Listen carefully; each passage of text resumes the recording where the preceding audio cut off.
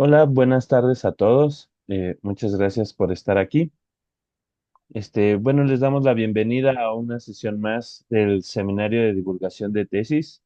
El día de hoy nos acompaña Gilberto Barranco Sánchez, que nos presentará su tesis que se llama Coselectividad en productos simétricos y compactaciones de rayos, cuya tutora fue Patricia Pellicer Covarrubias. Bueno, muchas gracias. Te cedo la palabra, Gilberto. Bueno, pues, buenas tardes. Muchas gracias por la presentación. Voy a compartir pantalla para hablarles del tema.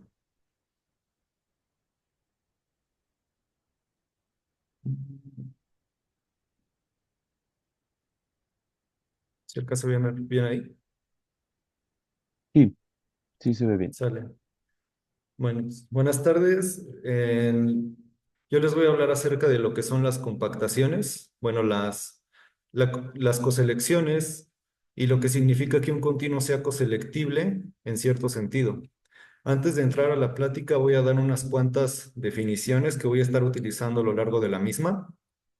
Y la primera justamente es la definición de lo que es un continuo, que va a ser algo que generaliza en este caso las compactaciones de rayos. Entonces, un continuo va a ser un espacio métrico, compacto, conexo y no vacío. Podemos pensar en todos los subespacios compactos, conexos y no vacíos de Rn, y todos ellos van a ser continuos. Por ejemplo, la circunferencia unitaria, un cuadrado relleno, la imagen de una función continua sobre un dominio que sea compacto, conexo y no vacío también va a ser un continuo. Entonces, con todos esos vamos a estar trabajando.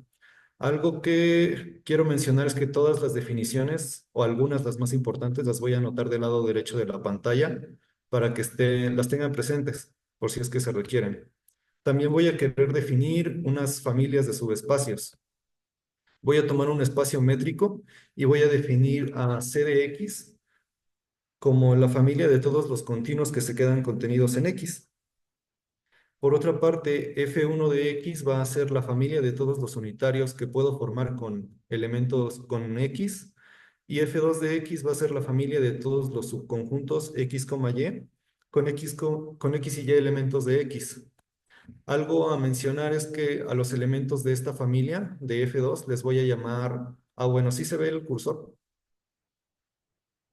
Sí, sí se ve. Ok, a los elementos de esta familia yo les voy a llamar los pares. En la bibliografía no se les llama de esta manera, solamente es para propósitos de la presentación. Bueno, pues vamos a entrar ahora sí en el tema. Y antes de entrar en el tema principal, quiero dar una motivación al menos histórica de dónde surge. Las coselecciones surgen de un concepto dual previo a ellas y que por ese motivo se llaman selecciones. Las selecciones son un tipo de funciones continuas que fueron definidas por Ernest Michael en 1951 y ya se han estudiado ampliamente desde entonces. Nosotros las vamos a definir y luego vamos a ver unos cuantos teoremas al respecto. Entonces, aquí está la definición formal. Está pues algo técnica, pero no hay que ponerle tanta atención. La definición el fenómeno es básicamente como sigue. Tengo mi continuo y lo que voy a hacer es tomar una colección de subespacios compactos. Luego, a cada subespacio compacto le voy a asignar un punto del mismo y voy a pedir que esa asignación sea continua. Eso va a ser una selección para la colección de los KNs en este caso. De nuevo, a cada subespacio compacto le voy a asignar un punto del mismo y voy a pedir que la asignación sea continua. ¿Sale? Entonces, ahora que sabemos cuáles son los objetos con los que estamos trabajando, vamos a ver unos cuantos teoremas. Algo a resaltar de estos teoremas es que todos me dicen, si mi continuo admite selecciones sobre cierta familia de subespacios, entonces debe de tener ciertas características. En otras palabras, estoy obteniendo características particulares de mis continuos a partir de las selecciones que voy tomando. Ajá, por ejemplo, este primer teorema me dice, si el continuo admite una selección para la familia de los continuos contenidos en él, entonces debe de ser un dendroide, que propósitos de la plática no voy a definir lo que es un tendroide, nada más hay que quedarnos con la idea de que es un continuo con características especiales o particulares. Ahora, si a este teorema yo le añado la hipótesis de que X sea localmente conexo, entonces voy a tener que X es un dendroide localmente conexo. A eso se le llama una dendrita y de hecho esto va a ser un sí solo sí, es una caracterización. Y lo último también va a ser una caracterización. Este teorema me dice, salvo homeomorfismo, el único continuo que va a admitir selecciones para la familia de sus pares es el intervalo cerrado 0,1. Ajá. Que ahorita no hemos mencionado lo que es un homeomorfismo, pero básicamente si yo tengo dos espacios métricos o topológicos, voy a decir que son homeomorfos si bajo los ojos de la topología son equivalentes. Ajá. Por ejemplo, toda propiedad que tenga propiedad topológica que tenga la va a tener este de acá. Si este es compacto, el otro va a ser compacto. Si este es conexo, el otro va a ser conexo. Si este es métrico, el otro va a ser métrico y viceversa. Para decir que son equivalentes, yo necesito hablar de una función. A esa función se le llama homeomorfismo y tiene ciertas propiedades que no las vamos a tocar ahorita, pero nada más ese comentario de qué es lo que significa que sean homeomorfos. Bueno, pues con esto cerramos la primera parte de la plática y ahora sí vamos a entrarle al tema principal, que son las coselecciones. Como mencioné anteriormente, las coselecciones son el concepto dual de las elecciones, y estas fueron definidas por Sam Nadler en 1978. Aquí tenemos un dibujito que nos explica lo que son. Antes teníamos que a cada subespacio compacto yo le asignaba un punto, pues ahora voy a tener lo contrario. Tengo mi continuo y a cada punto le voy a asignar un subespacio compacto que tenga mi punto como elemento, y voy a pedir que esa asignación sea continua. Eso va a ser una coselección para mi continuo X. Igual, de nuevo, a cada punto le asigno un subespacio compacto que tenga mi punto como elemento y pido que la asignación sea continua. Bueno, pues una primera observación es que siempre a cada punto le puedo asignar su unitario. Esto va a ser una coselección en términos de lo que acabo de decir, pero esta coselección la vamos a querer evitar porque se puede definir en cualquier continuo y eso no me va a interesar. Pero ¿por qué no va a ser de interés? Bueno, pues en los teoremas que vimos hace rato, los teoremas de selecciones, las selecciones me arrojaban características particulares de mis continuos. Y en este caso no estoy obteniendo ninguna información particular al respecto, porque esta asignación se puede definir en todos lados. Entonces, vamos a querer evitar esta asignación, la vamos a considerar trivial, y a partir de ahora a cada punto le voy a asignar un subespacio compacto, pero que tenga al menos dos puntos.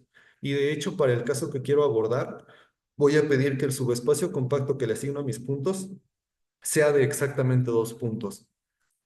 Y con esto llegamos al fenómeno de la F2 coselectividad. Igual, aquí está la definición formal. Primero lo explico con palabras y después nos metemos a los detalles de la definición.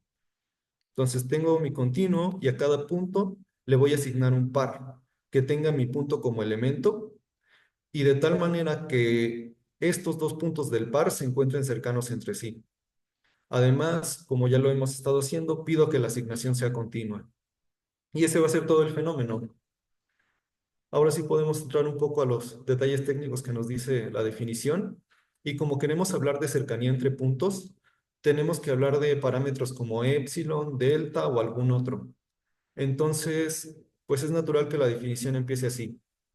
Un continuo es F2 coselectible si para cada epsilon mayor a cero existe una función continua, F epsilon. Esta de aquí va a ser mi coselección, que a cada punto le asigna un par, y de tal forma que a cada punto de mi dominio le pasa lo siguiente. El punto pertenece al par que le asigné, y esta expresión de aquí quiere decir que la distancia entre los dos puntos del par es menor que el parámetro epsilon. Ahora bien, en principio este epsilon está variando, entonces la función que existe, de la que me habla de la definición, también puede ser distinta. Por este motivo, a cada una de estas le vamos a llamar una epsilon F2 coselección. Y ya con toda esta terminología, podemos releer la definición y nos dice que un continuo va a ser F2 coselectible si para cada epsilon mayor a cero existe una epsilon F2 coselección.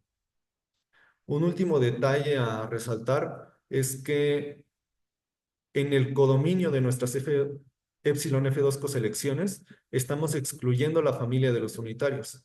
Esto lo hacemos para evitar a la coselección trivial de la que hablamos en un inicio. Bueno, pues vamos a analizar este escenario con un poquito más de detalle.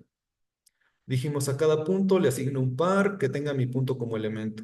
Como aquí hay dos puntos, entonces va a haber un punto que sobra y que queda totalmente determinado porque ya no hay nadie más. De hecho, podemos pensar que este punto rojo que sobra está en función de x y por ponerle un nombre, a esa función le vamos a llamar g. Entonces, lo que estoy diciendo es que g va a ser una función de mi continuo en sí mismo y que a cada punto x de mi dominio le asigno el elemento del par que no es x. O sea, a cada punto de aquí le asigno el que le quedó en el par. Pues van a pasar unas cosas interesantes con esta función g. Y para eso vamos a prestar un poquito de atención a la parte derecha de la pantalla. La primera es que g va a ser continua. Esto va a ser consecuencia de la epsilon f2 coselección que tomamos en un inicio. La segunda, bueno, la continuidad de esta asignación. La segunda propiedad es que g de x nunca va a ser x. Y esto es por construcción, porque aquí tengo dos puntos y a cada punto le asigno el que es distinto a él. Entonces, a g nunca va al punto x nunca lo va a mandar a sí mismo. Y la última condición es que la distancia entre cualquier punto de mi dominio y su imagen bajo g va a ser menor que epsilon. Y esto es gracias a la condición de cercanía que pedimos en la epsilon f2 coselección. Bueno, pues resulta que tener funciones de este estilo me va a caracterizar a la F2 coselectividad. Y eso es lo que me dice este teorema, este es un primer teorema que aparece en la tesis, que dice, un continuo va a ser F2 coselectible si, solo si, para cada epsilon mayor a cero, existe una función del continuo en sí mismo que cumple estas tres propiedades. ¿Sale? Voy a estar utilizando este teorema para ahorita que veamos unos ejemplos. Pero antes de que lo empecemos a usar, quiero que nos quedemos con una idea más intuitiva de lo que nos dice. Primero, esta segunda condición me dice, g de x nunca va a ser x. Ajá. Pero si a cada x lo mando a alguien distinto, eso quiere decir que mi función está moviendo a todos los puntos del continuo. Ajá. Entonces, esta segunda condición me dice, g mueve a todos los puntos de mi continuo x. Así que en palabras más simples, lo que este teorema me está diciendo es, si tú quieres probar que un continuo es F2 coselectible, entonces debes mostrar que eres capaz de mover a todos los puntos de ese continuo de manera continua y tan poquito como quieras. Si eres capaz de eso, entonces puedes concluir que el espacio que tomaste es F2 coselectible. Pues ahora sí vamos con unos ejemplos. El primero es la circunferencia unitaria. Este sí va a ser. Tomemos estos puntos rosas, por ejemplo. Y una manera en que los podemos mover es mediante rotaciones. Las rotaciones son continuas, son capaces de moverme a todos los puntos y siempre puedo rotar por ángulos tan pequeños como yo quiera. Así que una rotación adecuada de estos puntos rosas se vería así. Cada punto rosa va a dar un punto verde y esta forma de mover a mis puntos tiene estas tres propiedades. Por lo tanto, la circunferencia unitaria sí va a ser F2 coselectible. También estaría bien ver ejemplos en donde esta propiedad no se cumple. Y un ejemplo muy sencillo es el siguiente, es el intervalo cerrado 0,1. Este no va a ser F2 coselectible. Y podríamos intentar mover a todos sus puntos de manera continua, a ver qué pasa. Bueno, pues tomamos una función continua arbitraria. Y lo que va a pasar es que su gráfica se queda encerrada en este cuadrado unitario. Inevitablemente, esta gráfica va a tener que ser intersecada por la identidad en algún punto. Pueden intentarlo con cualquier función continua con su favorita por. Y podemos pensar que esta intersección tiene como preimagen a x. Así que lo que me está diciendo este dibujo es que G en X vale lo mismo que la identidad en X, porque ahí se intersecan, pero la identidad en X es X. O sea, estoy teniendo un punto al que estoy mandando a sí mismo, y entonces no estoy cumpliendo la segunda propiedad. Por esta razón, este continuo no va a ser F2 coselectible. Algo más es que este ejemplo muestra que en mi intento de querer mover a todos los puntos, voy a fracasar. Voy a estar obteniendo puntos que no se mueven. A estos puntos que no se mueven se les llama puntos fijos. En este caso, puntos fijos de la función g. Y vamos a hablar un poquito de esos puntos fijos. Los puntos fijos yo los puedo encontrar cuando en una zona de mi continuo yo empiezo a mover puntos en direcciones opuestas. Un primer escenario es el que tenemos aquí, el de los puntos azules. Es cuando los puntos se mueven en direcciones opuestas, pero se van encontrando, se van apachurrando. Entonces los puntos que quedan en medio se van a estar apachurrando y por más que va a haber algunos que por más que se quieran mover, no van a poder moverse hacia ningún lado. Y eso me va a decir que hay puntos que no se mueven, puntos que se quedan fijos. Y de nuevo no se va a estar cumpliendo esta segunda condición. El otro escenario es cuando se mueven en direcciones opuestas, pero en vez de estarse apachurrando, se están alejando. Y aquí va a haber puntos en medio que se van a alejar ajá, que sus vecinos se van a alejar en ambas direcciones y no van a saber hacia dónde moverse. Como no saben hacia dónde moverse, se van a tener que quedar quietos. Y entonces también esta condición de aquí no se va a satisfacer. Y uno podría preguntarse, bueno, ¿y qué si decidieran moverse? Si los puntos de en medio decidieran moverse, eso me va a afectar a la continuidad del movimiento, a la continuidad de la función. Entonces, estos escenarios de punto fijo los vamos a querer evitar en los siguientes ejemplos. Y cuando sea imposible evitarlos, los vamos a utilizar como un criterio para concluir que los continuos en cuestión no son F2 coselectibles, que es algo similar a lo que pasó en el intervalo cerrado 0,1. Pues continuamos. Este, este de aquí, este continuo con forma de paleta, sí es F2 coselectible y podemos considerar estos puntos. Entonces, para probar que sí es, debemos mostrar que podemos mover a todos sus puntos como me indica el teorema. Pero sí vamos a poder. Si los puntos están sobre la circunferencia, vamos a hacer lo mismito que hicimos hace rato. Rotamos por un ángulo pequeño. Y si los puntos están en esta zona, sí tenemos que tener un poquito más de cuidado.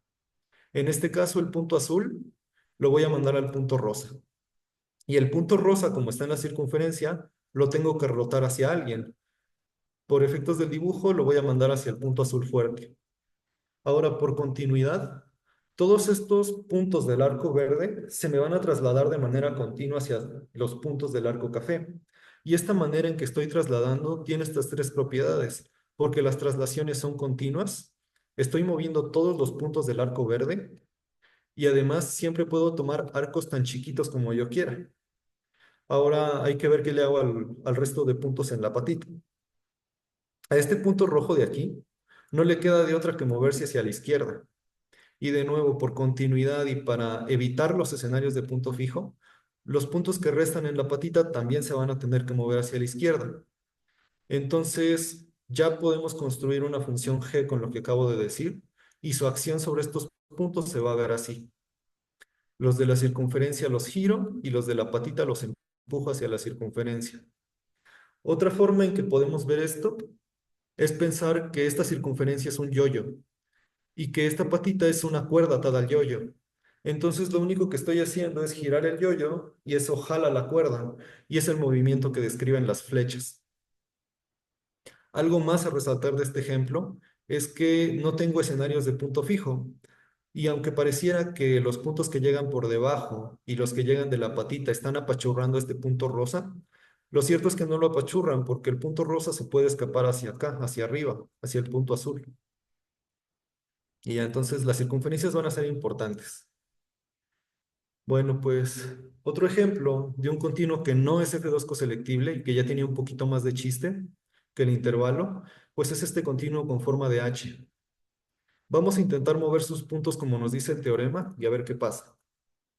Si los puntos están en los extremos, en este caso en los extremos de arriba, no le queda de otra que moverse hacia abajo. y a los de abajo no les queda de otra que moverse hacia arriba, así. De nuevo, por continuidad y para evitar escenarios de punto fijo, los que estén cerca de este se van a mover hacia arriba y los que estén cerca del de acá se van a mover hacia abajo.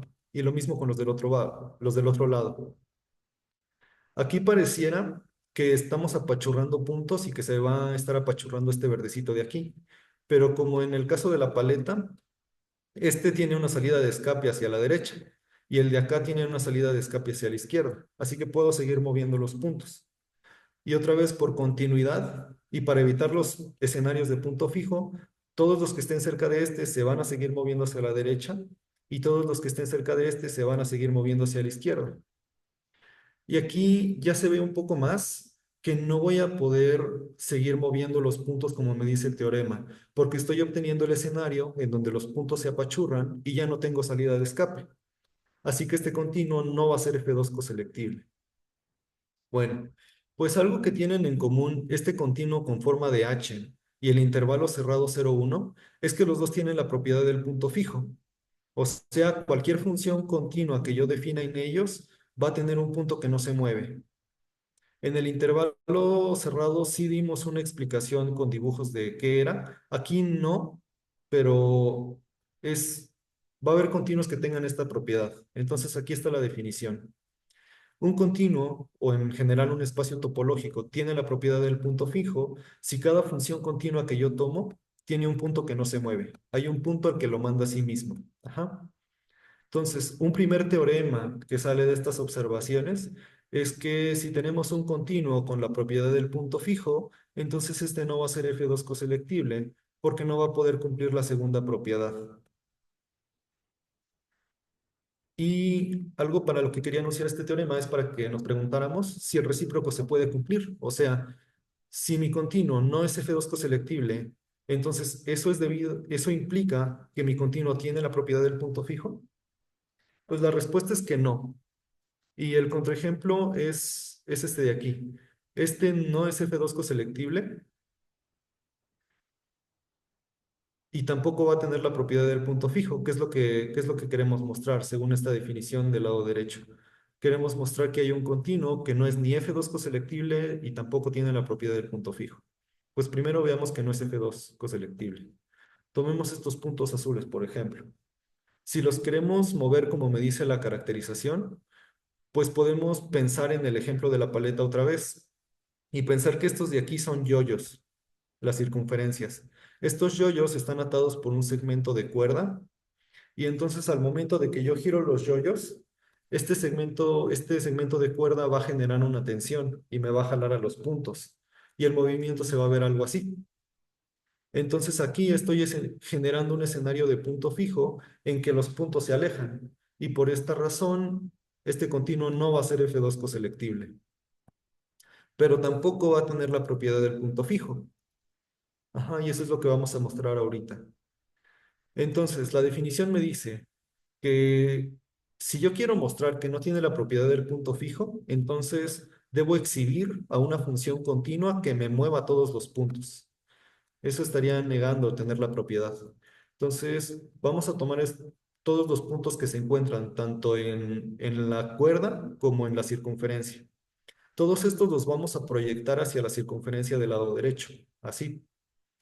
Se van a proyectar, digamos, en esta mitad. Las proyecciones son continuas.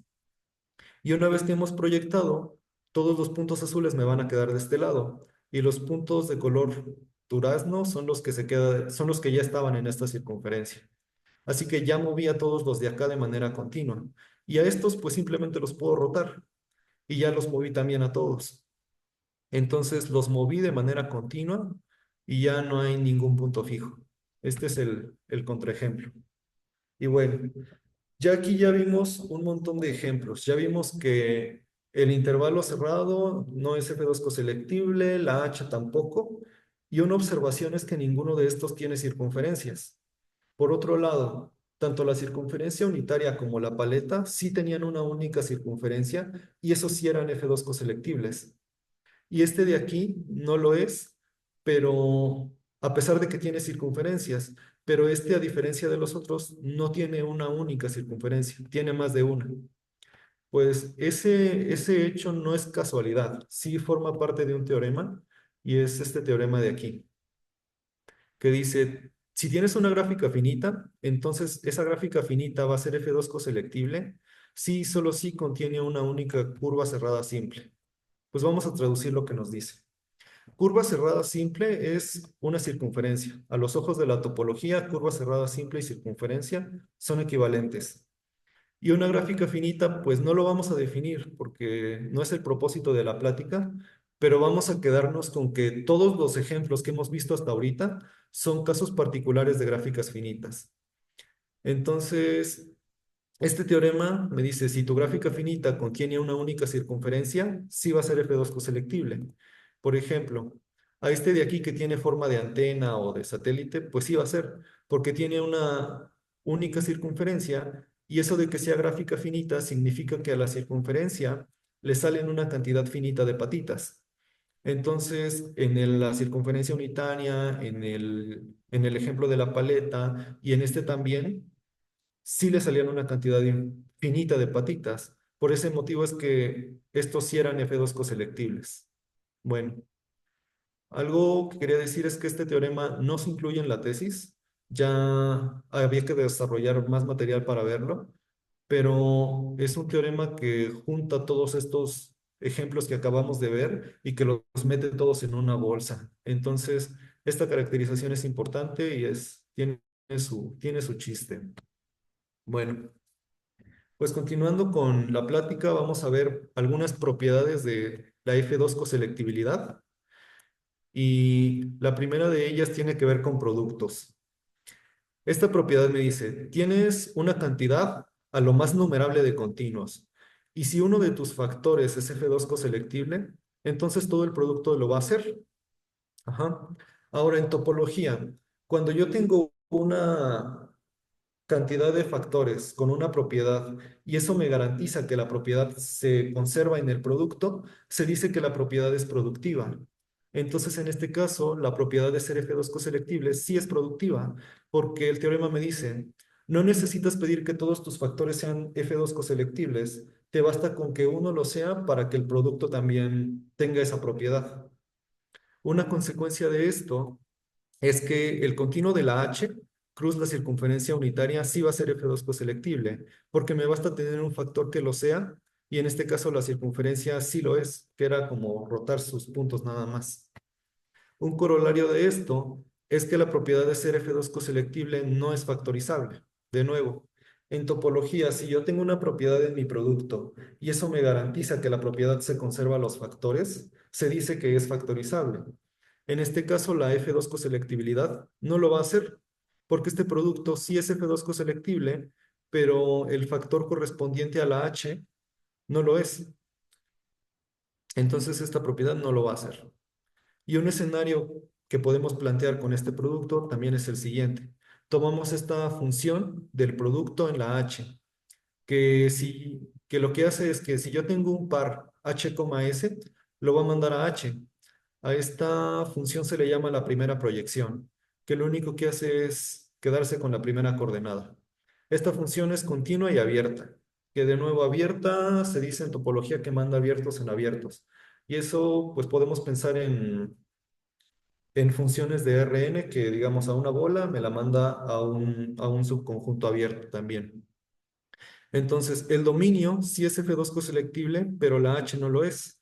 Y lo que me está diciendo esto es que la propiedad de ser F2 coselectible no necesariamente se va a preservar bajo funciones continuas y abiertas. Y es que hay propiedades que sí se preservan bajo funciones abiertas o con otras características.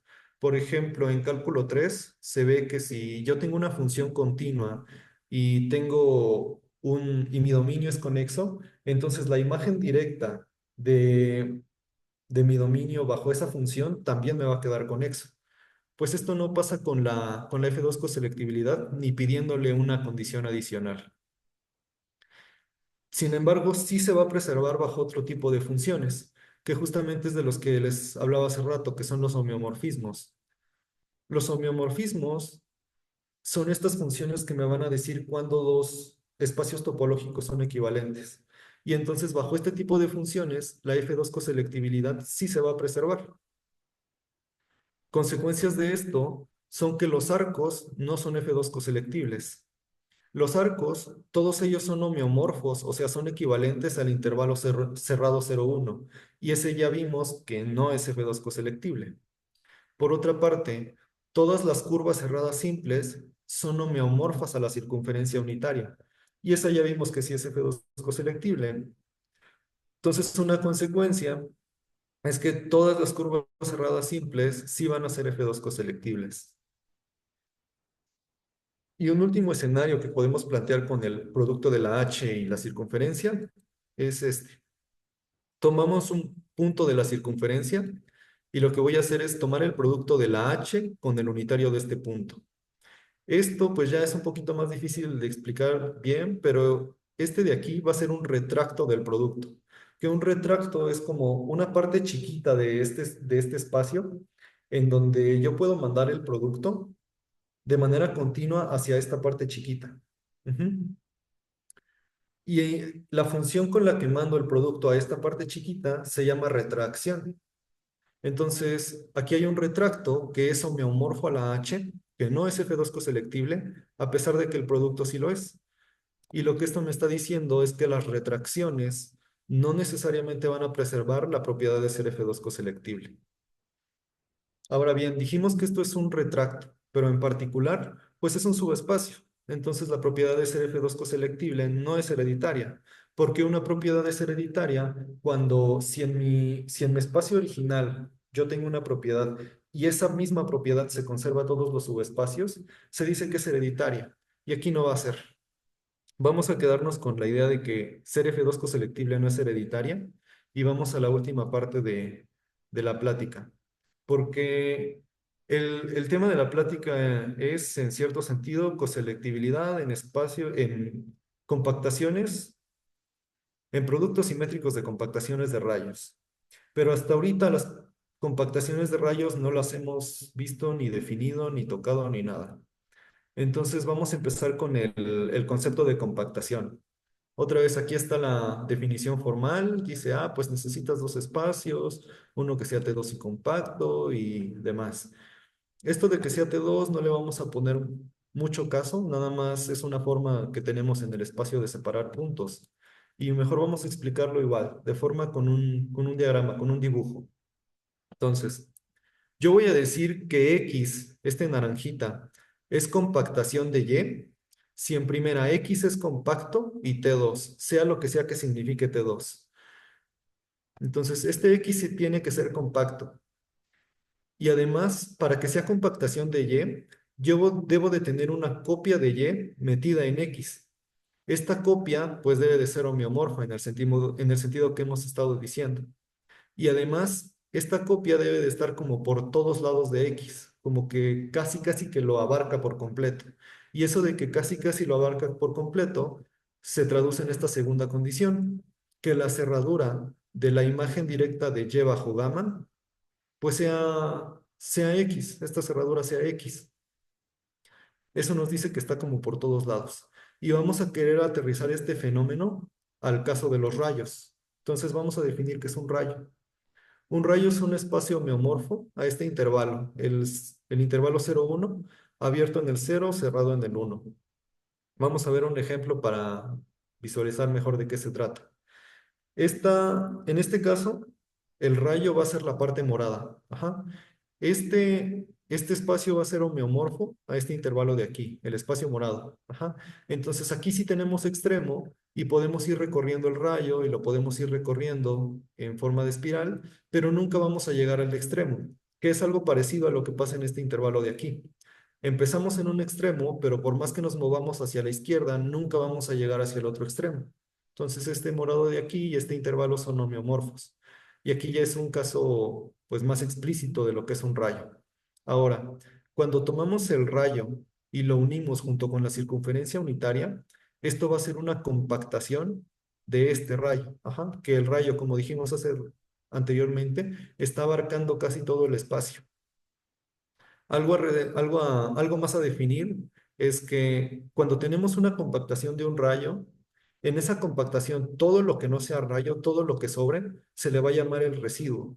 Entonces, en este caso, la circunferencia unitaria va a ser el residuo de esta compactación. Ujú. Y ahora que ya tenemos una idea de lo que son las compactaciones del rayo, pues también podemos preguntarnos sobre la F2 coselectividad de estos continuos. Que por cierto, estas cosas van a quedar conexas, compactas y métricas. En algunos casos, métricas. Em, y ahí sí tiene sentido preguntarnos por la F2 coselectividad. Pues vamos a ver más ejemplos de compactaciones de rayos al mismo tiempo que analizamos su F2 coselectividad.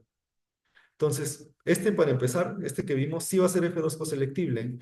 Y mi caracterización me dice, pues entonces pruébame que eres capaz de mover a todos los puntos de manera continua y tan poquito como quieras. Y una forma en que lo podemos hacer es siguiendo la misma idea que hemos estado utilizando. Si los puntos están sobre la circunferencia o si en el residuo, los vamos a rotar por un ángulo suficientemente pequeño. Y a los puntos que estén en el rayo, los voy a rotar también por un ángulo suficientemente pequeño, al mismo tiempo que los contraigo para que no se salgan del rayo. Así que una función g de la que me habla el teorema sobre estos puntos va a ser la siguiente. A cada punto naranja lo mando a un punto azul y esta forma de mover a mis puntos tiene estas tres propiedades. Entonces este de aquí sí va a ser F2 coselectible.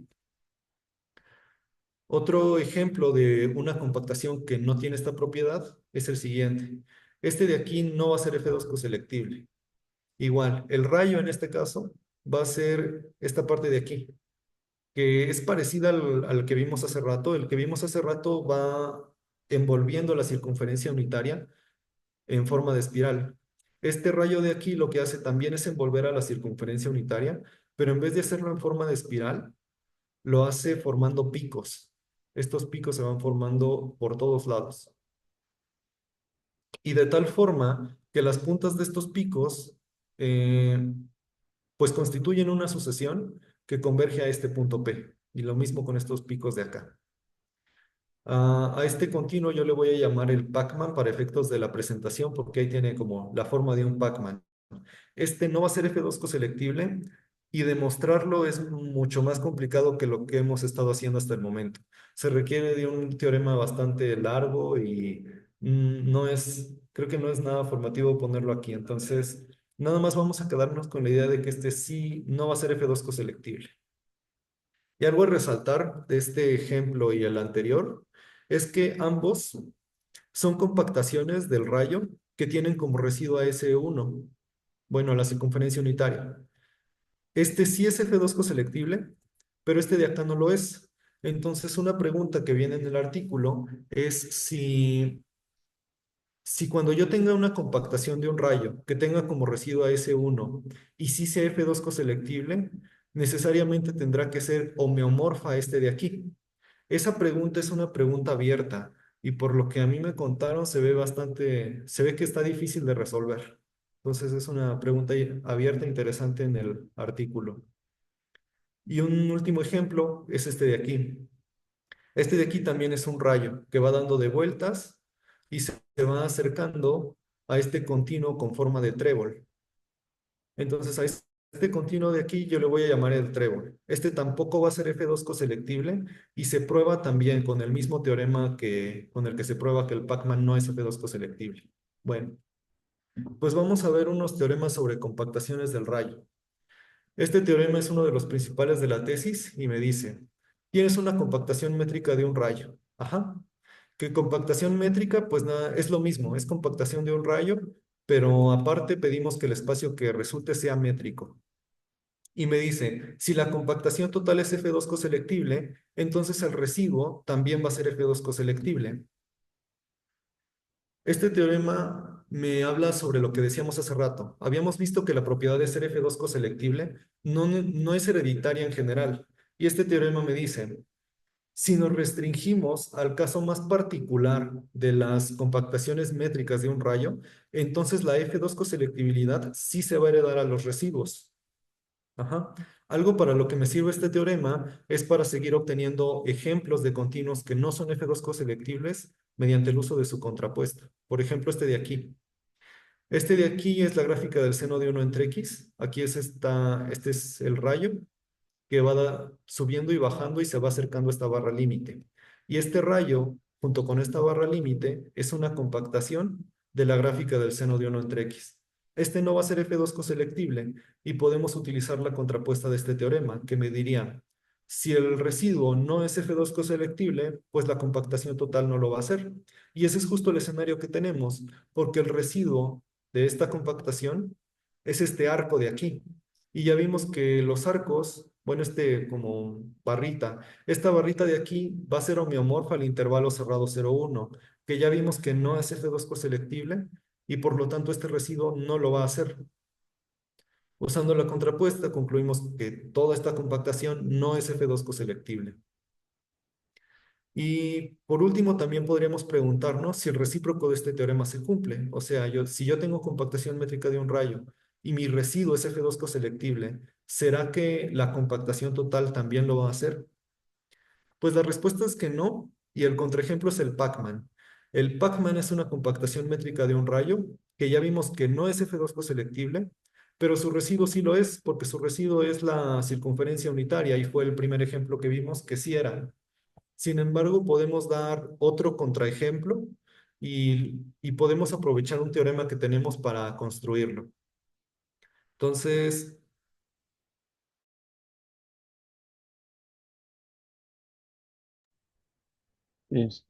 Esperemos unos... ok, ya nomás es la última parte, es que se me acabó la pila, se apagó esta cosa. Pero bueno, este, estábamos en que íbamos a construir otro ejemplo de, para ver que el recíproco de este teorema no se satisface. O sea, construir una compactación métrica de un rayo en donde el residuo sí sea F2 coselectible, pero la compactación total no lo sea. Para construirlo nos íbamos a ayudar de este teorema. Este teorema me dice, tienes el mismo escenario, compactación métrica de un rayo, y te dice, si el residuo contiene un arco y la frontera de este arco en el residuo consta de un único punto, entonces la compactación total no va a ser F2 coselectible. Y ese es justo el escenario que tenemos aquí. Tenemos este rayo que va envolviendo al residuo verde con forma de paleta. Ajá. Entonces, este residuo verde con forma de paleta contiene este arco rosita. Y este arco rosita, su frontera en el residuo, consta de un único punto. Y el punto es este de acá, que es como el que delimita el espacio entre lo que es rosita y lo que es verde. Entonces, gracias a este teorema, vamos a tener que este continuo no es F2 coselectible. Ujú. ¿Qué es lo que me garantiza? No obstante, el residuo sí es F2 coselectible, porque es la paleta y ya habíamos visto que el movimiento que podíamos hacer aquí era como de un yoyo. Entonces, el residuo sí es F2 coselectible, la compactación total no lo es, y concluimos que el recíproco de este teorema no se satisface. Este es el último teorema, digamos, importante que tenía que ver. Y ya nada más como comentario adicional, es que durante la plática me restringí al caso particular de la F2 coselectividad, pero en la tesis se habla del teorema, bueno, del fenómeno un poquito más en general, aunque sí nos restringimos a la F2 coselectividad, se habla más en general al inicio. Y entonces esta es la definición de que un continuo sea Fn coselectible, que es básicamente la misma. Nada más que en lugar de tomar subespacios de dos puntos, tomamos subespacios que tengan a lo más n elementos. Y cuando hacemos eso, pues ya hablamos de Fn coselectividad.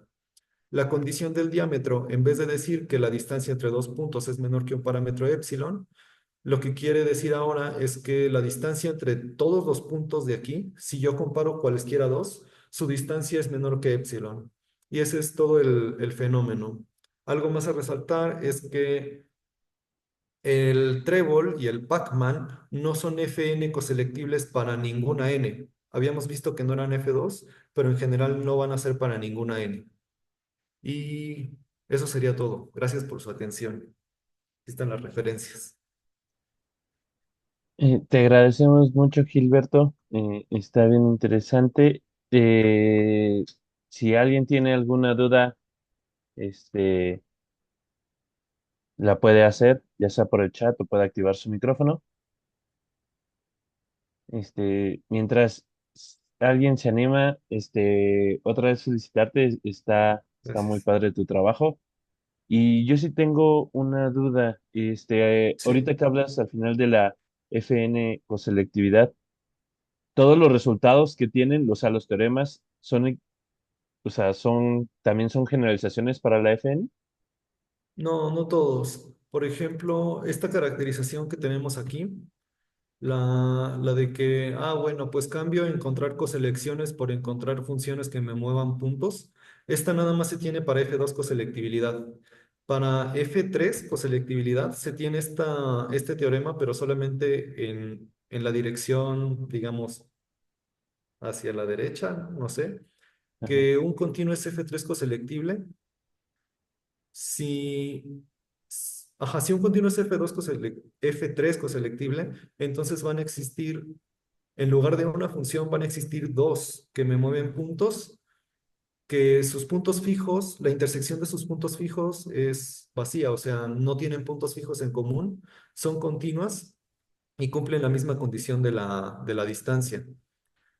Pero el regreso ya no se va a tener. Esa es una pregunta abierta también. No es que no se tenga, es que no se sabe si se tiene. Para F4 coselectividad, no hay, hasta donde tengo entendido, no hay mucho material al respecto, porque hay una especie de monotonía en esto de la Fn coselectividad. Y es que si un continuo es F2 coselectible, va a ser Fn coselectible para todos los que le siguen. O sea, si es F2, va a ser F3, F4, F5, F6. Y lo mismo, si un continuo es F3, también va a ser F4, F5, F6. Y hasta donde yo sé, todavía no se encuentran continuos que sean F4 coselectibles y que no sean F3. Entonces, hasta ahorita el fenómeno de esto solo se ha analizado, tengo entendido, para n igual a 1, n igual a 2, y los resultados generales son como un poquito más aislados, no hay tanto como un estudio a profundo de ellos. No, pues entonces quiere decir que todavía hay un buen de trabajo por hacer. Sí. Bueno, ¿alguna otra pregunta, comentario?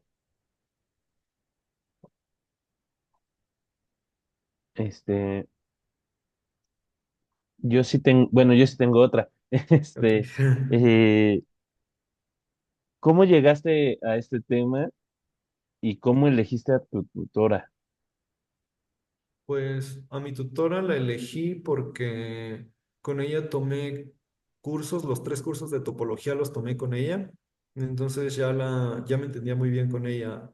Además de que como estuve cursando la carrera en pandemia, tampoco fue como que conociera más a otros profesores y ya para cuando regresamos, pues estaba el trámite de la tesis y lo que más me gustaba era topología y me gustaba su forma de trabajar, entonces fui y le dije que pues si podíamos trabajar en la tesis y me dijo que sí, igual me pidió ahí unos cuantos requisitos, pero fue pues lo básico que creo que todos los asesores piden.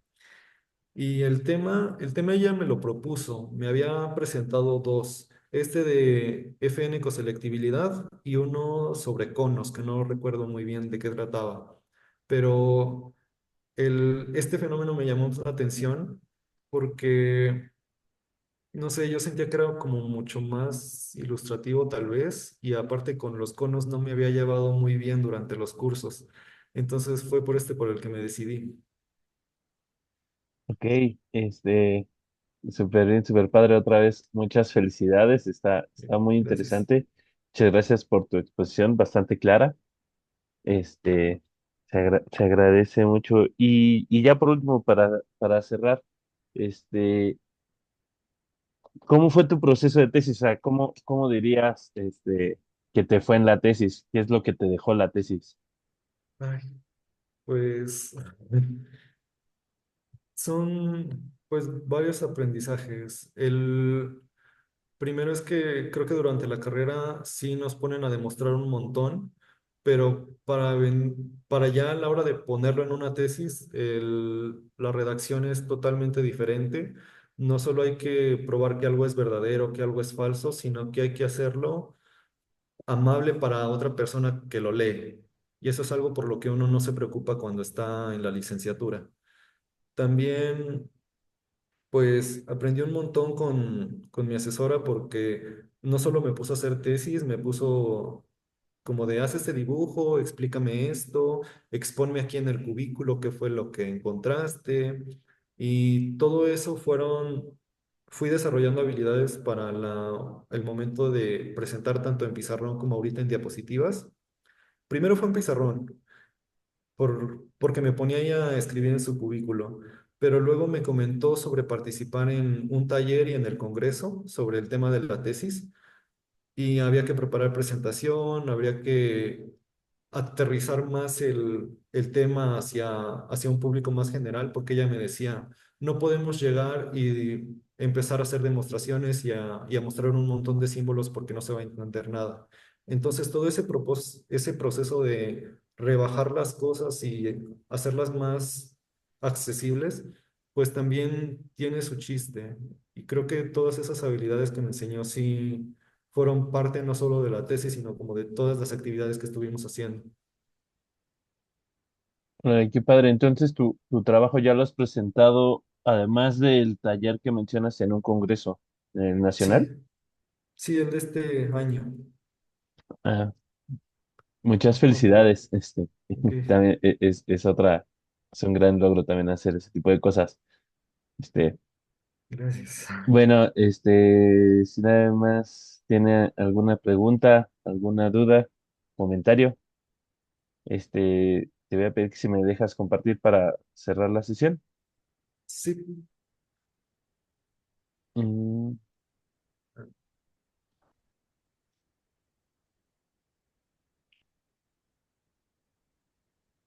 bueno, otra vez le agradecemos a, a Gilberto su